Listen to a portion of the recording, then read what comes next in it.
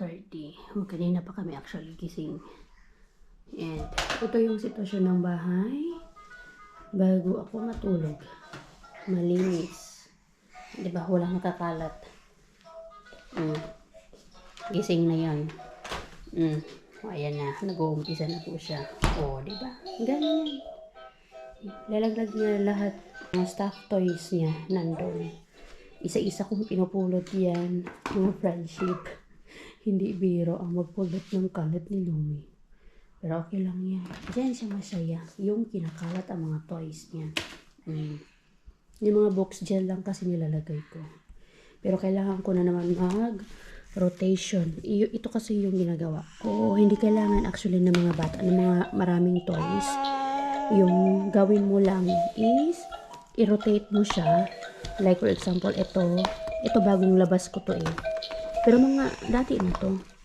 Ito kailangan ko ulit itago para bago sa paningin niya ulit. Ayan, okay lang yan. Ito kailangan ko itago ulit. Yan. So yan yung ilalabas ko lang. Yan yung hahayaan ko. Yan yung ginagawa kasi napapansin ko kay Lumi, kapag marami siyang toys nakapalibot, hindi niya alam kung ano yung uunahin, ano yung lalaruin niya. Tama lang na okay lang na konti ang toys, gawin nyo lang rotation. So ito itatago ko to dito sa gilid kasi hindi niya to alam. Yan, dito lang to sa gilid. Ayan yung ibang mga box. Ito mga balloons. Nung birthday pa niya to eh. Gustong-gusto niya yung balloons na yan kasi meron yung sa flashcards na may balloons na numbers. Ito yung example. Kaya mabilis siyang matuto kung ano yung tinuturo namin sa kanya. Ayun na. Kasi meron kami mga examples. So dito ko lang yung tinatago. Yan. Tapos pag hindi naman kasi niya kinukuha dito eh. Yes, my love. Balloons? Yung balloons? Sige, good morning. Good morning mga friendship. Ha? Sige, dito lang ikaw ha. Hindi niya kinukuha eh. Kasi may nakaharap. Say good morning to the bear. Nag-morning ikaw kay bear. Morning bear. Yun o yung toys niya. Nag-morning ikaw kay bear. Say morning bear. Uy. Morning to the bear na. Uy. Uy ka nag-morning kay bear. Yun na, nagbit-bit na. Prepare lang ako ng breakfast namin habang siya ay naglalaro pa.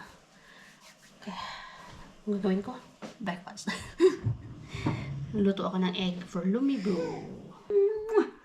Dali na!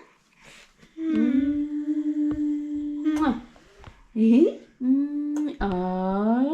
Kinis kay. Kiss more. More kiss. More kiss. Kiss pa kiss.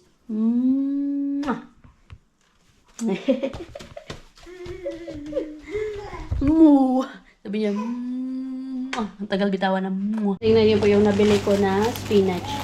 Ang dami Nasa 1.29 euros lang yata to.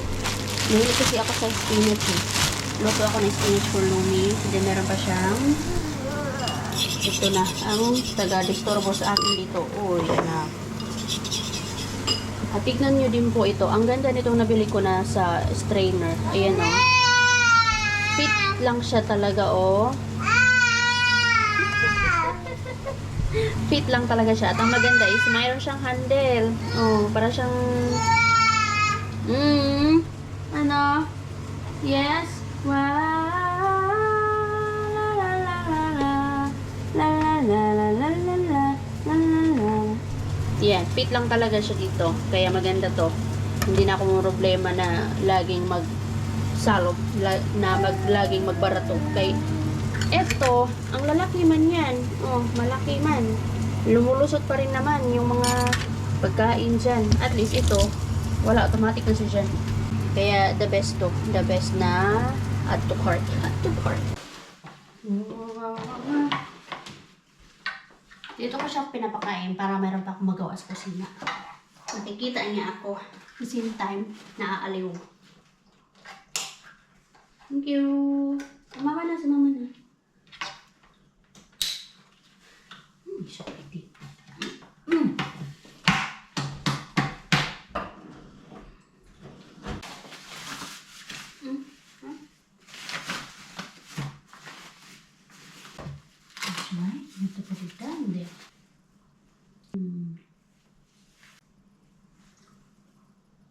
It's a watermelon. After 2 hours, kalat na. Kalat. Pero hindi pa siya ganun kakalat kay nilagay ko lang yung mga stuffed toys niya doon. Ay, grabe ang liwanag. Yung paregalo natin kay Mr. Muntika niya makita kagabi to. Buti na lang hindi niya to pinuntahan. So, si Mr. ay mamaya alas 6 ng gabi yung pasok niya up until ng alas 4 daw. My goodness. Baka 3 times na ganun nga po yung mangyayari. Hello, first time namin. Kasi never naman for the 7 years. Parang ngayon lang yung maalala ko na magiging ganito yung trabaho ni Mr. na uuwi siya ng ganong oras. Siguro nangyari na before, pero mga alauna yung uwi niya, alauna alas 2, but not to the point na alas 3 or alas 4. Hindi na din pala kami kain sa labas kasi supposed to be isi-celebrate namin yung Father's Day nga ngayon. Kaya lang umatake po, sad to say, umatake yung aking bato. Nidar na dito sa loob. Kagabi, natatakot ako na kumain kami ba. Isayang pa naman pag biglang umatake yung sakit ko in the middle of lunch. Tapos 26 euros per person. Mahal, besh. Pag mga ganito na may mga okasyon. Tapos biglang aatake. Ay, sayang 26 euros. So sabi ko, wag na lang tayong kumain. Do gusto talaga ni Mister. Kasi minsan nga lang to mangyari. Pero sabi ko, wag na lang. Kay baka umatake. Natakot ako umatake yung aking pain. So napagkasunduan namin na wag na lang kaming kumain sa labas. At gustong gusto niya yung ating regalo. Tuwang-tuwa siya. Tawang-tawa din. Kasi diba mayroong 2 beers. Kasi yung ginawa ko, paisa-isa yung bigay. Tapos kasama si Lumi, syempre. Yung una kong binigay, yung una kong binigay was yung card. Binasa niya. Napasungal naman siya. Syempre, kahit nagaling kay Lumi yun, at kay Toshi yung nilagay ko. Alam naman niya, nagawa ko yun. So, yun yung nauna. Pero before that, good morning muna kami. Loving with Lumi. Kisses and hugs. Kasi si Lumi, napaka-sweet na bata. Alam niya yung mga ganyan. Alam niya na pag sinabi ko na, oh, you kiss dad, you kiss papa, you hug papa. Kasi during nga po, tuwing gabi nga po, yun na yung routine namin. Pag after namin mag-pray, like mag-amen na, excited siya dun sa part na, amen. Alam niya na, kapag nakaupo yan siya, tatayo yan siya, ako muna yung unahin niya. Kikis siya sa akin, magpahahag, bago si papa niya. Tapos, uulit na naman sa akin. Tapos, uulit. Siguro mga 4 times na yung gagawin. So, yun po yung ginawa niya kanina kay papa niya. Tapos, picture taking kami.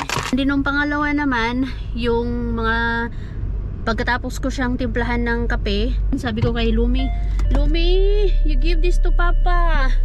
Pero walang idea si Mister kung ano yung pinapabigay ko kay Lumi. Yun na yun. Pinabitbit ko yung binalot natin na 2 beer cans na nakapalibot doon yung t-shirts and din socks. Sabi ko na magugustuhan niya. Tawa siya ng tawa kasi sabi niya, ano to? Doon may idea na siya kasi nakita niya yung umusli kasi yung beer ba. Tapos yun, ay, tuwang-tuwa si Mister. Simple lang yung kaligayahan niya. O ano yung pinaka needs, hindi yung wants, yun doon siya masaya kasi alam ko talaga na kailangan niya ng more t-shirts and more socks kasi lahat ng mga socks niya hindi ko alam bakit nagkakabutas-butas na at more underwear. Yun nga lang, hindi nga po ako nakahanap kahapon. Yes, tamang-tama yung hinala ko. Akala niya kasi may underwear kasi ayun, gagamitin niya na po mamaya yung socks and din yung 2 t-shirts. Sabi ko, wag muna kasi lalaban ko. Gagamitin niya na daw. Tapos nag-expect siya na akala ko may underwear dito. O diba? Alam na alam ko kung ano yung mga kailangan ni Mister. Yun yung ireregalo ko. Kasi simple lang naman yan siya eh. Mga ano lang yung kaligayahan yan. Same lang naman kami eh. Doon kami sa needs, hindi sa wants. Diba? Ganun lang kasimple si Mister. Hey, wala lang. Saya-saya ko kasi nagustuhan niya. Tawang-tawa talaga siya kanina ay. Kasi binitbit namin ni Lumi yung pinagdayungan namin eh, para hindi ba malaglag yung beer. Effort natin mga friendship, hindi naman naging wasted. Yeah, nagustuhan nyo ni Mr. Ay, gagamitin niya na agad. Ayoko pa naman na ginagamit niya agad yung mga binibili ko. Kasi gusto ko labhan mo na ba. Pero, gamitin man niya agad, besh.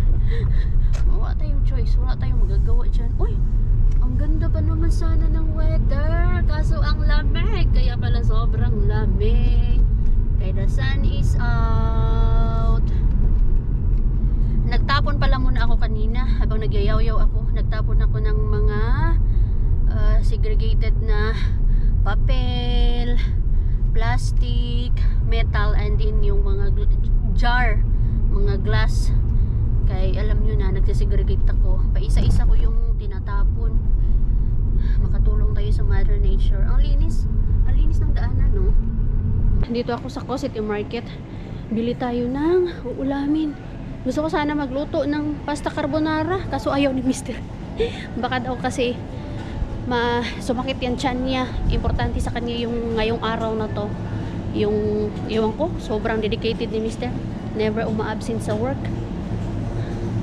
So, malaki yung operation na gagawin nila mamaya. Ano ba pwedeng gawin? Bakit kasi laging maano to, hot wings? Wala yung normal lang na marinated. Ito, hot wings din. Ay, nako.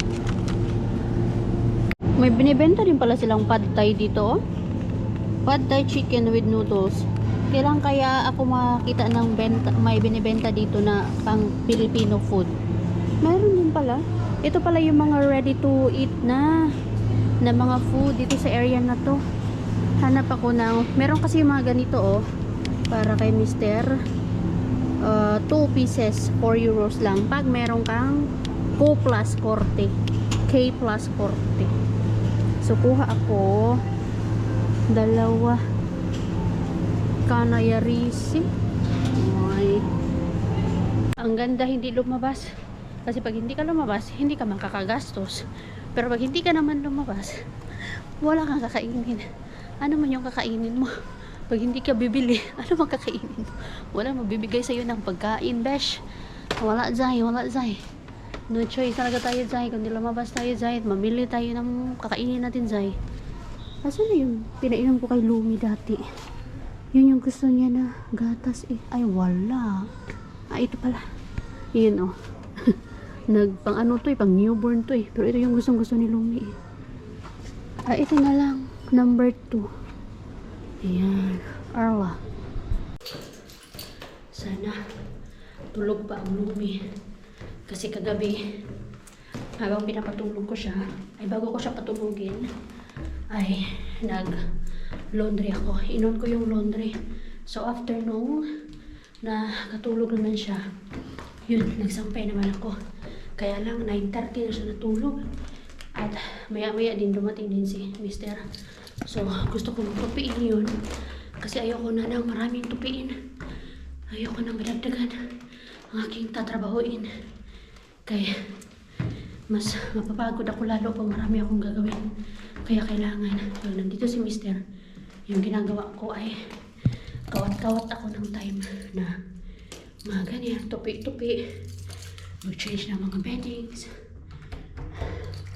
paglinis, at kung ano pa yung pwede kong gawin ng mga nandito si Mr. Pwede pang bantayan ng Lumi.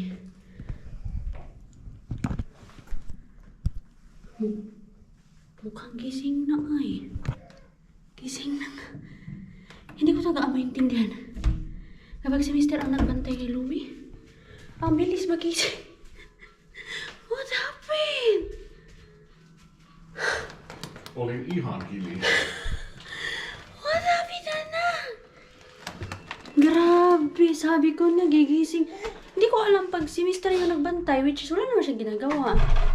Ang bilis magising. 30 minutes lang yun.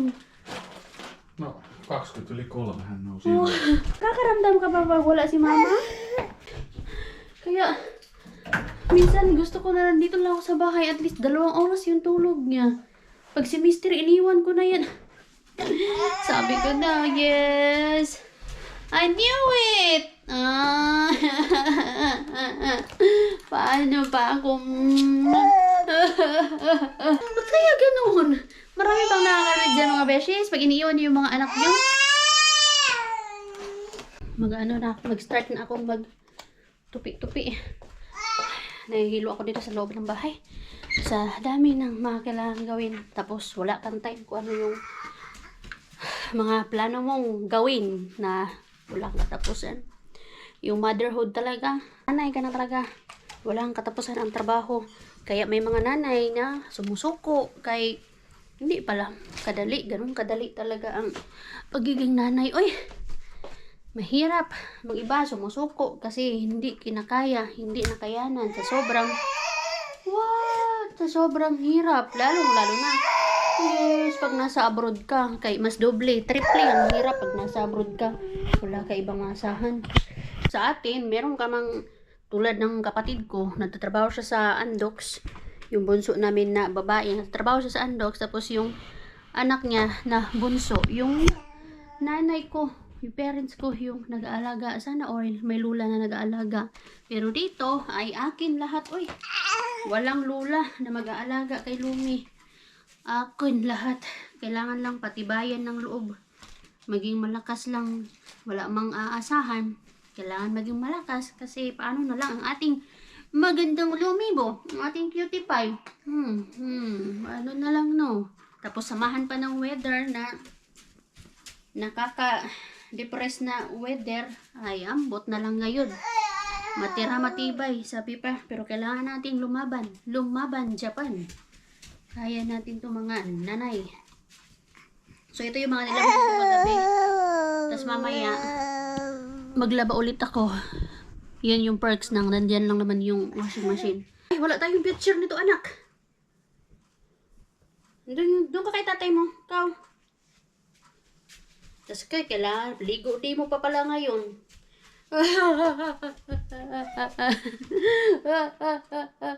Hindi ko na alam na gagawin ko. Dito sa sa motherhood na to, ang dami kong na-realize ba. Meron ako mga pagsisisi, hindi na dahil nagkaroon ako ng anak. Hindi, nagsisisi ako ba noon sa mga kaibigan ko before. Nauna sa akin na nagkaroon na ng anak, hindi ko nakamusta. Kasi simple pangangamusta lang, malaking bagay na yun. Kasi hindi ko naman pala alam, hindi ko alam na mahirap pala ang maging nanay. Mahirap pala. Medyo pagsisisi kasi hindi ko nagawa, hindi man lang ako nakapangumusta sa kanila before. Kasi hindi ko naman alam na ganito pala kahirap. Naman mo lang kung gaano kahirap, kung paano magsakripisyo ang mga nanay kapag ikaw na mismo ang naging nanay. Kapag hindi ka pa naging nanay, hindi mo marirelate, hindi ka makaka-relate masyado. Hindi ka makaka-relate doon sa mga tao na kumbaga natalo ng depression, yung iba sumuko, alam yun na, nagsusuicide. Meron niya ako nabasa dati. Lately lang na nagsulat siya sa tatay ay sa asawa niya na yun nga, hindi niya kinaya. Kaya yun, nagpakamatay siya. Tapos sising-sisi yung asawa kasi yun, na medyo hirap na hirap pala yung asawa niya. Nasa huli lagi ang pagsisisi. Kaya dapat talaga, kayo dyan, mga nanay, laban-laban lang tayo ha. Huwag tayong sumuko. Kapag gusto na nating sumuko, tignan natin yung anak natin kasi sila yung lakas natin para bangon sa hamon ng buhay. Dapat tignan natin sila na sila yung blessing natin. Sila yung ating lakas. Huwag tayong sumuko dahil paano na lang pag sumuko tayo yung anak natin. Diyos ko, kawawa. Din sa mga hindi pa nanay dyan, kamustahin nyo na ang inyong mga friendship na bagong panganak.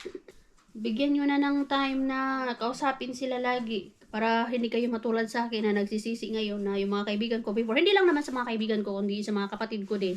Yung dalawa kong kapatid na babae. Kasi 3 lang naman kami babae. Kasi hindi ko sila nakumusta before nung mga buntis at nagkaanak na.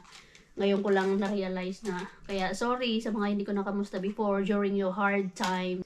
Hindi ko naman kasi alam. Pasensya na. Sabay ka nun. Ramdam ko yung nanay ko. Yung hirap niya sa amin. Napalakihin kami. Kaya I really love. Love na love ko talaga ang nanay ko. Dati, nung maliit pa lang ako, kitang-kita ko kung paano siya mahirapan. Kasi po, ay, magkwento kaya ako, no? Magkwento ako ng buhay ko before growing up, and then sa adulthood, and then bago ako nag-asawa, kung ano yung mga naging buhay ko. Sige, sige, magkwento tayo. Gusto niyo ba yun, mga beshes? Gusto niyo ba makimarites sa buhay ko? Gusto niyo bang malaman kung paano, ano nga ba ang buhay ni Ruby? Sino nga ba si Ruby before? Gusto niyo ba yun? Comment down below kayo, mga besh. Anyway, ayusin ko muna to bago pa lumayas ang dada. Kailangan ko pang palitan ng bedding. Kailangan ko bang... Di ba, my love? Ano may tutulong mo kay mama, anak? Own sa imong mabuhat ka, mama. Ha? Sige lang, ikaw paso-paso.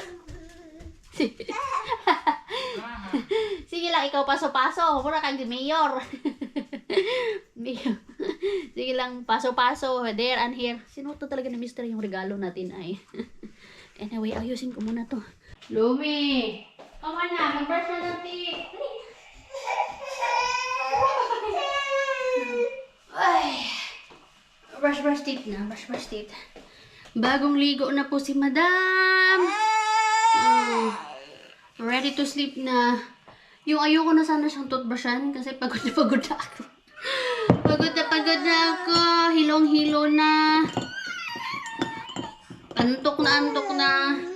Gusto ko na lang magpahinga, matulog. Pero hindi pa pwede matulog. Hindi pa pwede magpahinga, besh.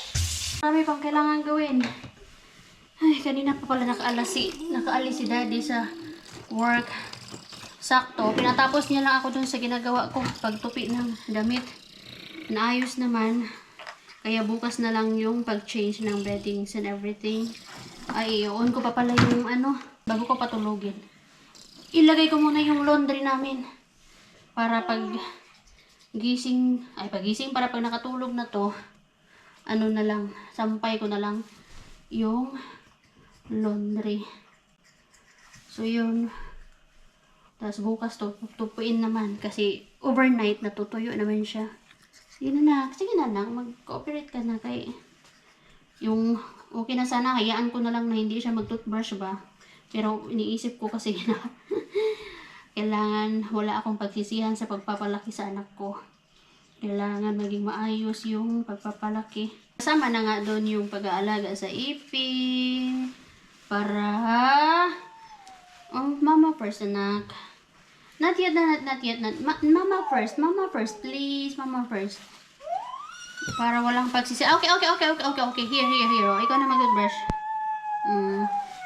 You brush your teeth. When I wake up in the morning, I just what I don't want. La la la la. La la la la. You brush your teeth. You brush your teeth. Tapos na kami.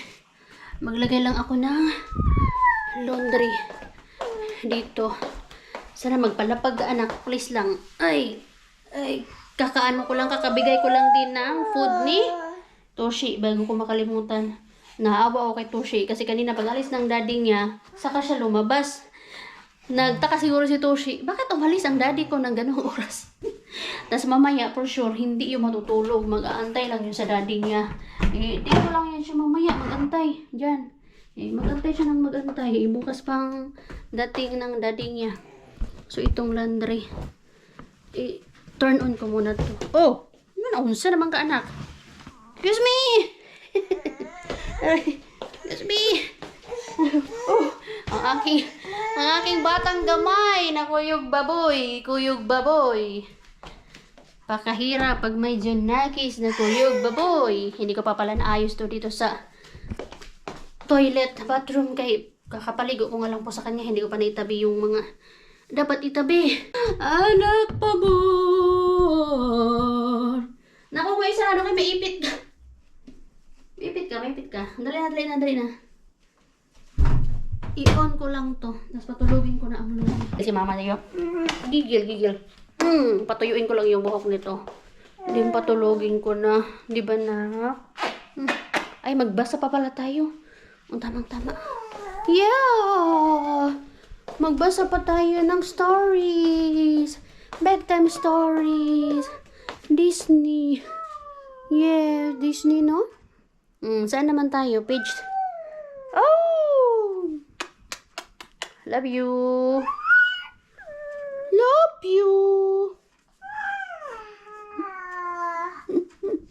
Bawing-bawi naman yung pagod. Pagod, hirap, pagiging ina. Kung meron naman tayong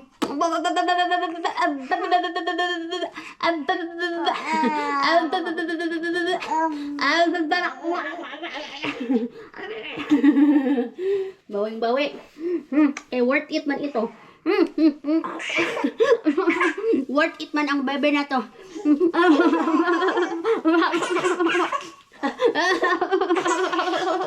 Da, lagi ka.